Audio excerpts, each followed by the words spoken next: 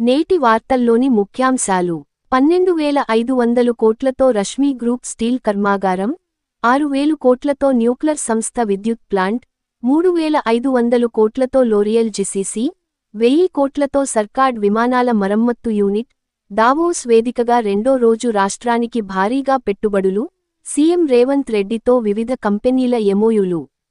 క్రీడా మైదానాల అభివృద్ధికి టాటా సంసిద్ధత, మూసి పునరుజ్జీవంలో భాగస్వామ్యంపై ఆసక్తి, సెమీ కండక్టర్, ఈవీలలో కొత్త యూనిట్ల ఏర్పాటుపై చర్చ, టాటా గ్రూప్ చైర్మన్ ఎన్ చంద్రశేఖరన్తో సీఎం భేటీ. రాష్ట్ర ప్రభుత్వం కోరితే సింగరేణిపై సిబిఐ దర్యాప్తు జరిపించే అంశాన్ని కేంద్ర ప్రభుత్వం పరిశీలిస్తుందని కేంద్ర బొగ్గు, గనుల శాఖ మంత్రి కిషన్ రెడ్డి వెల్లడించారు. ప్రపంచంతో పోటీపడేలా విద్యనందిస్తాం, అత్యుత్తమ ప్రమాణాలతో యంగ్ ఇండియా ఇంటిగ్రేటెడ్ పాఠశాలలు, ఉప ముఖ్యమంత్రి భట్టి విక్రమార్క. విద్యుత్ కొనుగోలు వ్యయం పెరిగితే నెలవారీ కరెంటు ఛార్జీలు పెంచాలి. 2030 కల్లా ప్రతి వ్యవసాయ బోరుకు సౌర విద్యుత్ తప్పనిసరి, జాతీయ విద్యుత్ నూతన విధానం ముసాయిదా విడుదల చేసిన కేంద్రం.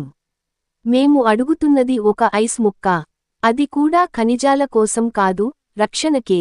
గ్రీన్లాండ్ స్వాధీనానికి నాటో అంగీకరించాల్సిందే, దానికోసం బలప్రయోగం చేయం. దావోస్ సదస్సులో ట్రంప్ స్పష్టీకరణ. క్రీడా వార్తలు. న్యూజిలాండ్, భారత్ మధ్య జరిగిన మొదటి టీ20 సిరీస్లో భారత్ విజయం సాధించింది. నేటి సూక్తి: నిరంతరం శ్రమిస్తే అనుకున్న లక్ష్యాన్ని సాధించగలం. ఆరోగ్య చిట్కా: పాలు తాగడం వల్ల నిద్రలేమి సమస్య తగ్గుతుంది. నిన్నటి జీకే ప్రశ్న: భారత ప్రధాన ఎన్నికల కమిషనర్ ఎవరు?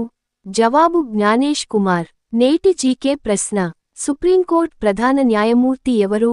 నేటి జీకే ప్రశ్న మరోసారి: సుప్రీంకోర్టు ప్రధాన న్యాయమూర్తి ఎవరు?